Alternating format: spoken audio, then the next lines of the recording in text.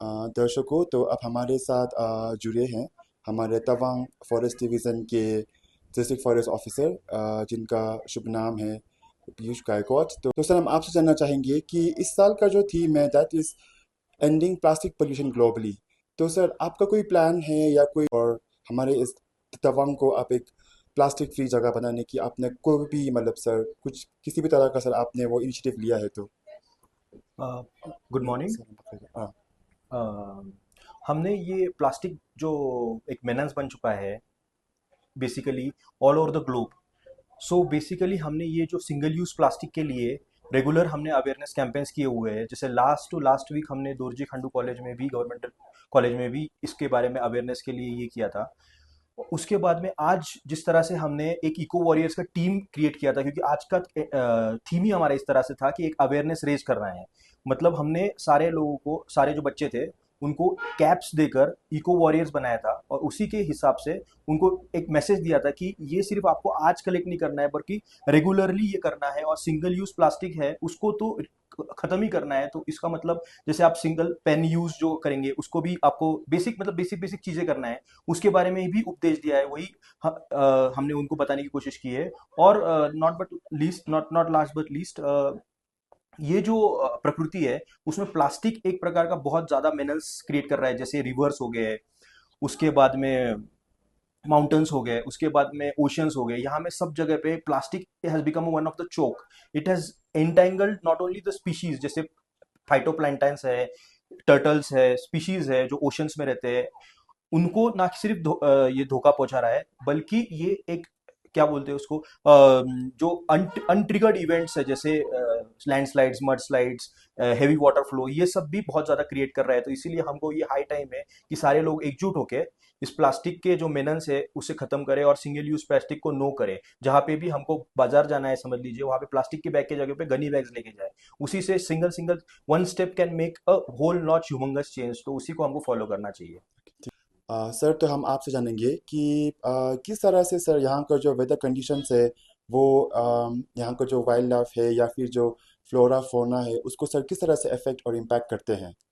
Basically जैसे climate change के बारे में पूछा ना आपने। जी सर। हाँ, तो weather extreme event, extreme weather events जो रहते हैं वो बहुत ज्यादा हो रहे हैं अभी वर्ल्ड में। जैसे आपने अभी देखा गुवाहाटी में फ्लैश फ्लड हुआ, उसके बाद में नॉर्थ ईस्ट में पूरी तरह से फ्लैश फ्लड हुआ, दिल्ली में फ्लैश फ्लड हुआ। वो क्यों हो रहा है? क्योंकि ये एक्सट्रीम वेदर इवेंट्स से हुआ, क्योंकि ग्लोबल क्लाइमेट टेम्परेचर है वो 1 डिग्री से ज्यादा राइज किया है ड्यू आफ्टर इंडस्ट्रियलाइजेशन। तो उसके वजह से बेसिक ये साइकिल है। जैसे ग्लेशियर मेल्ट हो रहे हैं, तो ग्लेशियर मेल्ट हो रहे हैं तो पानी ज्यादा बहेगा, ज्यादा बहने से ज्यादा इरोजन होगा, इरोजन होने से जो लोअर लाइंग प्लेन है वो ज्यादा फ्लडेड होंगे।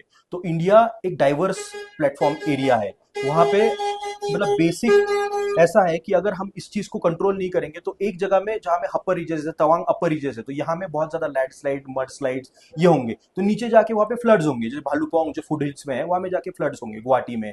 तो हम लोगों को ये वेदर जो फिनोमिनॉन है उसको कंट्रोल करने के लिए सबसे बेसिक चीज है कि कार्बन इमिशन को कम करना है, जो कि हम यूएनएफ ट्रिपल सी में गवर्नमेंट ऑफ इंडिया ने कमिट किया है, और पंचामृत के थ्रू ऑनरेबल प्राइम मिनिस्टर ने भी इसको एम्फेसाइज किया हुआ है।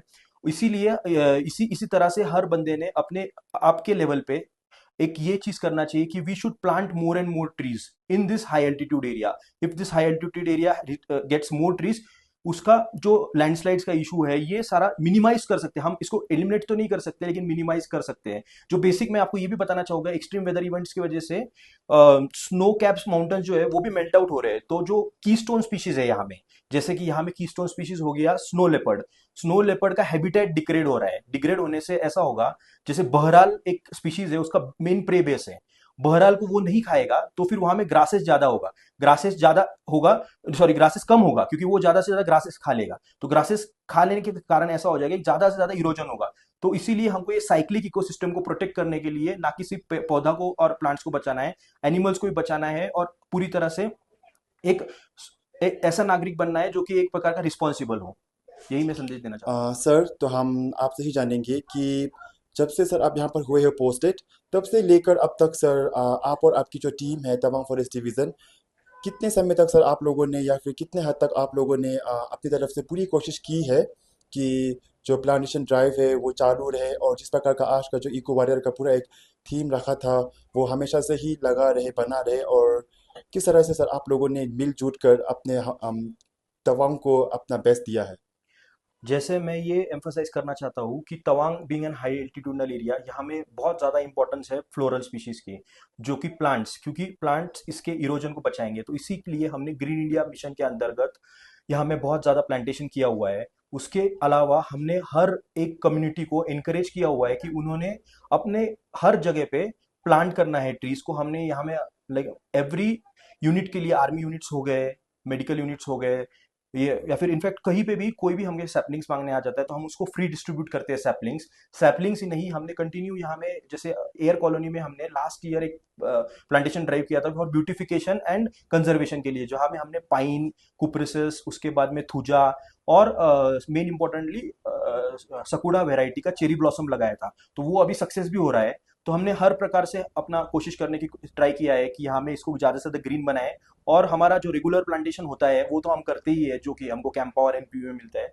तो वही आप लोगों से भी आग्रह करना चाहते हैं कि आप लोगों ने भी ऐसा प्रण लेना चाहिए कि एक बंदे ने एटलीस्ट एक tree with in a year plant करना है और उसको अच्छी तरह से केयर करना है। तो इसी इसी के साथ हम अपना इकोसिस्टम को अच्छी तरह कंजर्व कर पाएंगे। सर एक आखिरी सवाल आपसे जानेंगे कि सर किसी भी तरह का संदेश आप हमारे तवांग के जो यूथ है या फिर जो प्रेजेंट जो पब्लिक है इनको आप देना चाहोगे कि किस तरह से हम अपने इन्वायरमेंट को प्रोटेक्ट कर सकते हैं, और साथ ही हमारा यह जो खूबसूरत सा शहर है तवांग को, उसका बचाव हम किस प्रकार कर सकते हैं? मैं तो सबसे पहले ये संदेश देना चाहता हूँ कि आज 5 जून एनवायरनमेंट डे है। तो इस दिन को हमको सिर्फ एक मतलब कैलेंडर डे की तरह से नहीं ट्रीट करना चाहिए, बल्कि इस डे को एक प्रकार का प्लेज डे करके ट्रीट करना चाहिए कि आज हम प्लेज करेंगे कि हम लोग अपने तरफ से पूरी तरह से कोशिश करेंगे कंजर्वेशन के लिए। जैसे हिज होलीनेस दलाई लामा भी हमेशा बताते रहते हैं कि ये कंजर्वेशन करना बहुत जरूरी और sustainable development is key and the solution to the mankind to in the today's world. So वही मैं संदेश देना चाहता हूँ कि हम लोगों को रिड्यूस और रिसाइकल इन चीज़ों पे फोकस ज़्यादा करना चाहिए और हमेशा एक सस्टेनेबल अप्रोच को फॉलो करना चाहिए और कंजर्वेशनिस्ट अप्रोच भी बनना चाहिए, मतलब रखना चाहिए। वही मैं आज की यूथ को बताना चाहूँगा।